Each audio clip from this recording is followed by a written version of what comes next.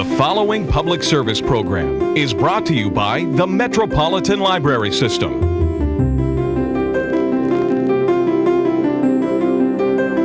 And now, read about it with your host, B.J. Williams. We have a great show for you today, including a talk with author Doug Benton, who is usually here telling us about the almanac and books he's read. Today he'll be sharing with us some tidbits about something he has written. But first, Ruby Soutier and Julie Ballou want to tell you about a cookbook you can check out at your library.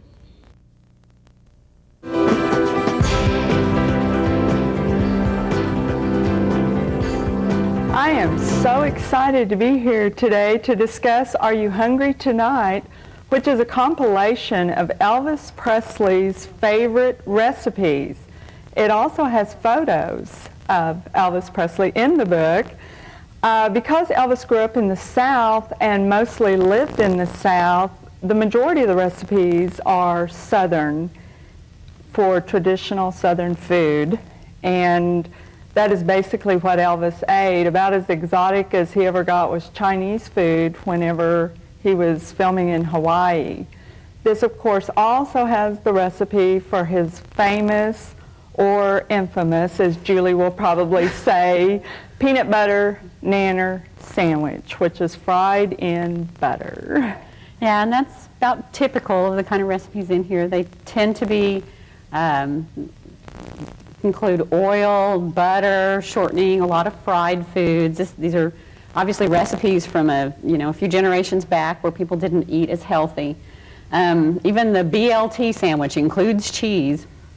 And a lot of the recipes also aren't real easy to make because they include raw ingredients, like the cherry pie calls for fresh picked cherries. But then it includes some really simple recipes like how to make mashed potatoes, and includes a half-page picture of mashed potatoes. I don't think there's a whole lot of recipes for the size of the book. The majority of the book is pictures of either the recipes or of Elvis. I would actually call this less of a cookbook and more of a gift book for big Elvis fans.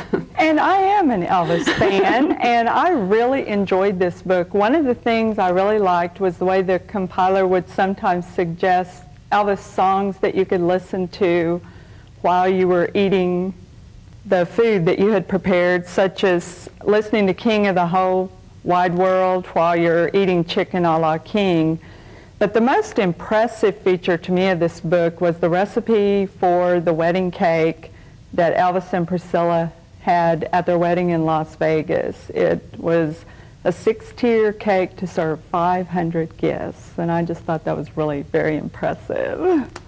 Yeah, it was impressive. I mean, I've never seen a recipe before that called for 11 pounds of shortening and 28 pounds of sugar. And I've never seen one that actually called for eggs by the pound. I don't really know how to measure eggs by the pound. I don't really know anybody that needs a recipe for a cake for 500 people, but it was impressive. Anyway, we have been talking about Are You Hungry Tonight? Elvis's Favorite Recipes by Brenda Arlene Butler. This book and many recordings by Elvis Presley are available at your library and local bookstore. I know it is wet, and the sun is not sunny. Hi, my name is Jose Jimenez of your Metropolitan Library Commission. You know, most experts tell us that if you just spend 20 minutes a day reading to your child, you're not only building a bond that lasts a lifetime, but you're also preparing that child to learn how to read. Check with the experts at your Metropolitan Library for suggestions on just the right books for you and your family. And visit us at our website at www.metrolibrary.org. Thanks, Ruby and Julie. With me now are Robert Gerling, who is Director of Education at the National Cowboy and Western Heritage Museum, and Susie Beasley, who is the manager of the Ralph Ellison Library. And Bob, you're out here because you've got an author coming to town? That's right. BJ, we have Bruce Todd from Amarillo, Texas, joining us at the museum to do an education program on Tuesday night, February 21st at 6:30 p.m. And this is a program that we normally do in a series of programs called Tuesdays at Sundown. Mm-hmm. Bruce is an interesting author and has written a book about a regional hero in the panhandle of Texas.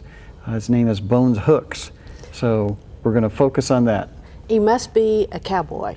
He was. Like many families after the Civil War, he, as a young boy, migrated to the West where there were plenty of jobs and opportunities and adventure, and became somewhat of a local hero in the panhandle of Texas as a black African-American cowboy, and rode broncs, and at one point in his life even jumped off the train when he was a Pullman porter, and broke a horse while the train was in the station, and then proceeded to put his uniform back on, got on a train and rode off further west. But those are the kinds of stories about Bones Hooks that are really interesting. Mm-hmm. Now you said it's going to be 6:30 on Tuesday evening at the Cowboy Hall. Now, can anybody come and hear this? Yes, this is a program that's open to the public. If you're a member of the museum, it's free, and it's $5 for all others. Kids are welcome.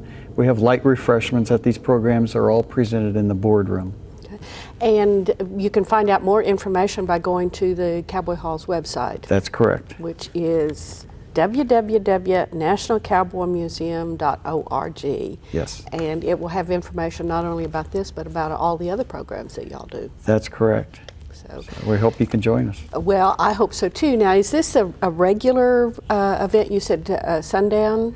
Tuesdays at Sundown is a program we do once a month throughout most of the year, but it's always the third Tuesday of the month.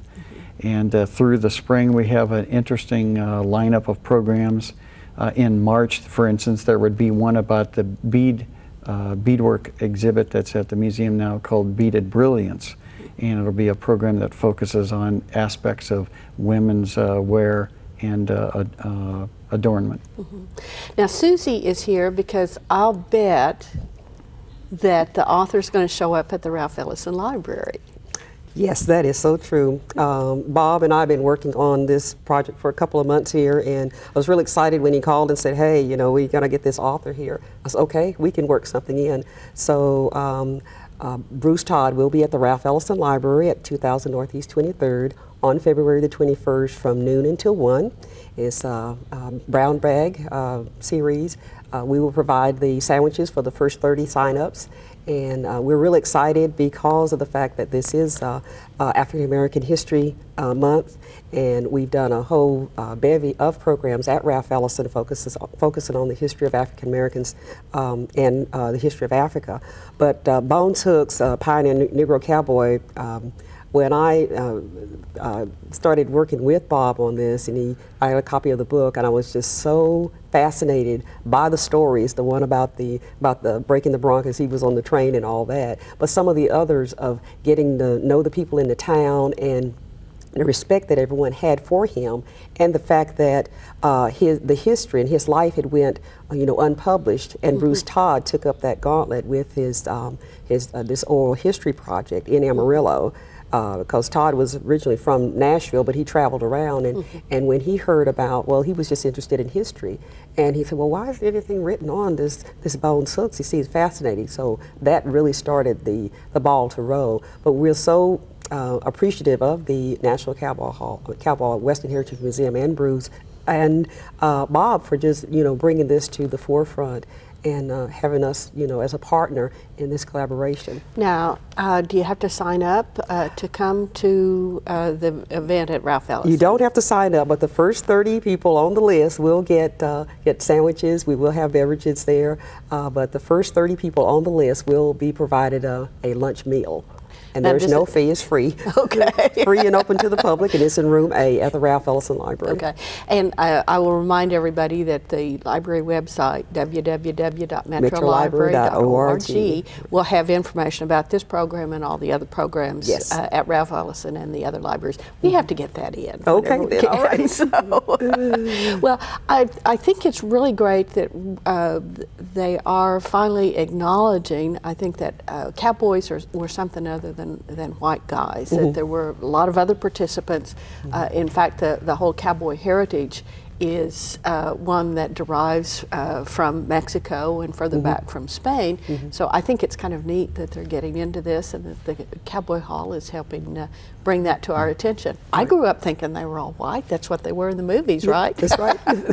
Perhaps there'll be a movie on Bones Hooks. Well, maybe. It sounds like it would be a really interesting one.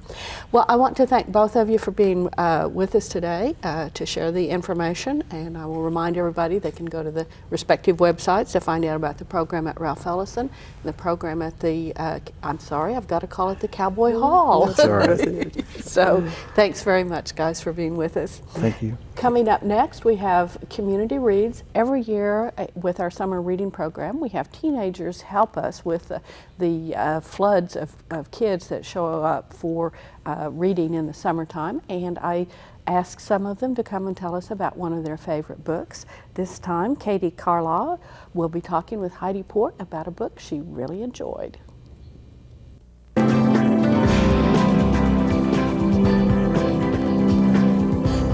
So Katie, can you tell me what the setting of this book is? Yes, it actually starts in France, and it's during World War II, and the main character is a French girl who is 13, and in her town, the war hasn't come there yet, but right into the very beginning of the book, the war comes to her little town and takes over. So. And what happens that changes her life when the war comes to town? What kinds of things? Well, the Nazis take over her house, so she has to completely leave. They take all of their valuables. They pretty much get the clothes on their back and anything that they can carry with them. So they lose most of what they have, and then they move to another house very close to a cemetery. And it's rather creepy because they have their house right next to the cemetery, and then they have the Nazis obviously patrolling all the streets and always having to be careful what they say and what they do, making sure they don't make them upset or anything. Wow. So she's continuing to go to school. And she's continuing going to school. She's continuing as much as she can with all of her activities that she did before the war came to where she lived. So what part did Suzanne play in the war? Well, she was asked by her doctor to be a spy for the French. Really? Yes. And she was given the number 22 because there were 22 spies. And she then starts giving coded messages, which she can't translate herself for her protection. But she gives coded messages to the other spies, and they get it on to the people who need it. Now, she's in school. How does she have the time to do, how does she A lot of the studies, I think, are on her own. There's a lot of free time because the fact that the Nazis say you can only do this, this, and this. You know, they tell you what you can do and what you can't do. And wasn't she a singer? Yes, she's an opera singer, so she's in productions and, you know, getting parts that people who are much older than her are trying to get, because she's only 13. And she's beating out people in their 20s who've had years of training. And so she got to travel to other towns and things, and that was probably... Yeah, she stayed locally most of the time, but her one dream was to go to Paris and sing, and she did get to go to Paris and sing in Paris. Wow, how neat. Yeah. Well, sounds like a fascinating book. Who would you recommend reading this book? I think mostly girls would enjoy this one more, since the fact that she's an opera singer. I think you probably need to be at least over 10 to read it, though, because of the fact of the wars going on and some of the stuff, you know, little girls shouldn't be reading. So. A little bit graphic. Yeah. Okay, well, thank you so much for bringing this book to us. We really appreciate it. Thank you for having me. Coming up next, we have Kids Corner with Heidi Johnson. She'll be talking with Kelly Rhea about some books for our very youngest readers.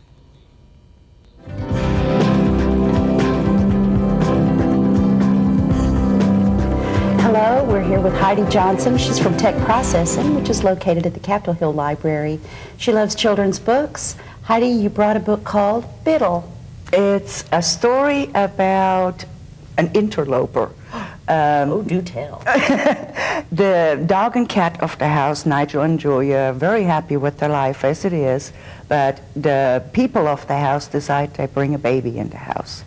And of course, they were not quite sure at first whether they would like to have another member sharing their space. But they pretty soon discovered that having a baby around can be a lot of fun and quite rewarding, like when they take naps together, and little Biddle, as they call her, since she's just a little bit, is generous with her food as she eats. She loses food everywhere, so the cat and dog are very happy and pick up after her. That's sweet. And So this book is for what ages, do you think? oh, for fairly young children. It's a good parent-child read-together book. Definitely is, and maybe especially if there's a new baby on the way, to help prepare that. Maybe getting a new baby in the house is not all bad. There are advantages to it. Oh, and it's drawn by Dan Giacchino? Yes, and apparently he is has a cartoon running on the Nickelodeon called Oswald. So apparently he's a quite well-known illustrator. Kids and will recognize that. yes, should perhaps. recognize his name, and sort of the shapes of the faces. I know I have recognized them, so hopefully everybody will enjoy this It book. seems to be a fun book, and I think parents would enjoy that during Christmas time. Something to do with their children. Yes, to read it together. Great. And now, to switch channels a little bit, Right. Tacky and the Winter Games is the other book that you Right. It's basically about these penguins that participate in the Winter Games. Oh, And- like the Olympics. Like the Olympics, for penguins, of course. And Tacky is not what you would consider athlete material, except he's joining his friends on the team. They all look very sleek in their outfits, and Tacky is just a little bit rounded where you don't expect it. And I can relate to that. right, but Tacky shows everybody in the end that he also was an excellent athlete, and he's there for his friends, and he made the Winter Games a lot of fun, even though he was quite unconventional. tried. He definitely tried. And trying counts. Yes. Well, thank you, Heidi. We think that you'll enjoy both of these books. Tacky and the Winter Games was the second book that we talked about by Helen Lester, and Biddle by, Patricia McLaughlin, I believe. Right. You can find these books at your favorite bookstore or at your local library. With me now is Doug Benton, a regular on the show, in fact, the co-host, but today you're playing an entirely different role. That's right. I get to be one of those writers that isn't responsive to your questions. Well, actually, you were asked to write an essay for a book called Docufictions. Docufictions, yes. It's. I know one of the editors, Gary Rhodes. He was on the film faculty at the University of Oklahoma at the time. He's since moved on to Belfast, Ireland, where he's teaching now. But Gary had come into town and helped me with a program at the library on Bela Lugosi, because he had written a book about Lugosi and made a documentary about Lugosi. But he also made a documentary about the little problem that Oklahoma City had with the Tin Drum, the film of the Tin Drum a few years ago. And he wanted to expand that documentary, and he knew that I had been kind of on the fringes of some of that stuff, and he asked me if I would be in that documentary, and I said sure. So he used me as kind of a bridge between some of the sections in that, and we got to know each other a little bit better. And I asked him if he was working on a book, because he had edited several books too. And he said he was working on one with John Paris Springer, who was on the faculty in Edmond. And it was on what he called docufictions. And I said, I don't have a clue what you're talking about here. And the idea of a docufiction is, we tend to think that documentary films are all true. Absolutely. And they're not. In fact, sometimes very little of them is true. To give an example, going back all the way back to Thomas Edison, one of his very short films is about blacksmiths, and you see three guys working at a blacksmith shop, and they're pounding away on their anvils, and it's a study in motion is what it really is. But the fact is, they weren't blacksmiths, they were guys who worked for Edison, and he said, take your shirt off and go pound on this anvil. So it was sold to the public as being real, and it wasn't real. And you probably remember that the sinking of the Maine was one of the things that got us involved in the Spanish-American War, and the film footage of that was entirely faked. And when you look at it now, you think, oh my gosh, of course it is. It doesn't look real at all. But people at that time didn't know that the camera lied, and so we got involved in a war because of faked footage. Cameras lie? Oh yeah, That's I mean, what does that do to instant replay? I mean, it's like people watching us now think that we're middle-aged. We're not. We're both in our early 20s. That's right. And but the camera is lying, and it's putting some weight on the stomach. But anyway, this book was going to be a collection of essays dealing with different elements of that experience in films. And Gary said, there was one we really wanted to do, the Mondokani films, which were popular in the early 60s. But he said the guy who was writing it backed out. And then he asked me if I would be interested in doing an essay on that. And I said, well, it's not really my thing. I mean, I'm not really familiar with those films. I saw Mondokani in the early 60s, I think at the drive-in, but I haven't seen any of the others. And he said, well, that's okay. If you're interested in writing the essay, I've got the movies on DVD. They had just come out at that time, the whole set of them. And so I said, well, sure. So I took them on vacation with me that year and watched Mondokani and made a lot of notes and came up with an essay. Well, that was going to be my next question, was were you asked to write something specific about a specific topic? Because sometimes I think essayists are told this is the topic of the book. Would you just write whatever comes to mind? But you were specifically told, look at Mondokani. Right, and its sequels. Right. For people who don't remember Mondokani, which would probably be about 90% of our audience, if not more, it was an Italian film. The title translates Dog's World. It's a dog's world. And the directors supposedly went out and just got documentary footage of strange customs from around the world, and put it together, and then they added a narrator to it. And the thing about the original film is that the narration is very condescending.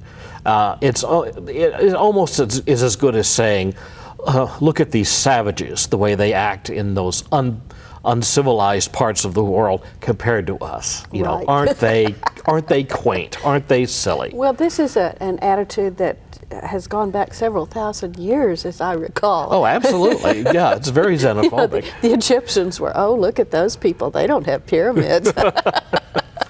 But it's kind of an unusual approach when you think of documentaries, Right. I think, because they're supposed to be totally objective. Well, these films weren't. And what my approach to them was, you could watch them and see that they're faked. I mean, the other essayists in the book take it for granted that footage is faked, but they don't really explain how you know it's faked when you watch it, unless someone has come along later and said, oh yeah, we made that up. Yeah. Well, I appreciated particularly you're talking about it requires a certain amount of sophistication.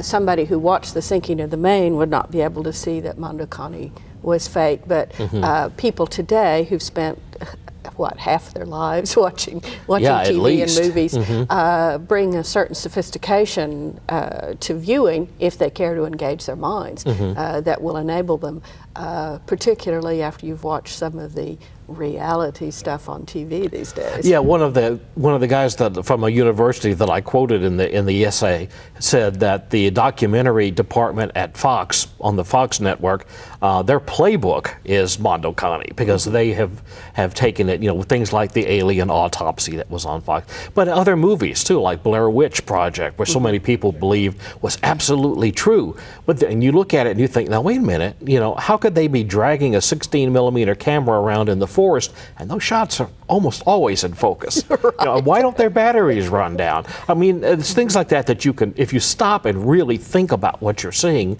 you know that there's something wrong here, that it's not true. The third or fourth film that these guys made was called Africa Addio, Goodbye Africa, and it's probably the most condescending of all of the films. I mean, they referred to the continent of Africa as a black baby. You can't get much more condescending than that. But they had been accused of murder at one point because they had bragged that the mercenary soldiers that they shot with a camera, would do anything they told them to do. And at one point, one of the mercenaries shoots a rebel and he just drops dead. And so Italian legislators were going, these guys set up this murder just to get it on film, just to make some money with the movie. And I I study that sequence pretty carefully, kind of a frame by frame, shot by shot approach to it, and to show now it wouldn't have happened this way, and to show how they edit the film to make it look like something is happening that doesn't happen. So, but anyway, that's what we're talking about. How you can fake footage and make it look real. And how you can see that it's been faked. Right. Okay, thanks, Doug. Uh-huh. Doug Benton has been telling us about docufictions, which you can find at your favorite bookstore. Hi, I'm Donna Morris, Executive Director of your Metropolitan Library System. You know, experts tell us it's never too early to begin reading to a child.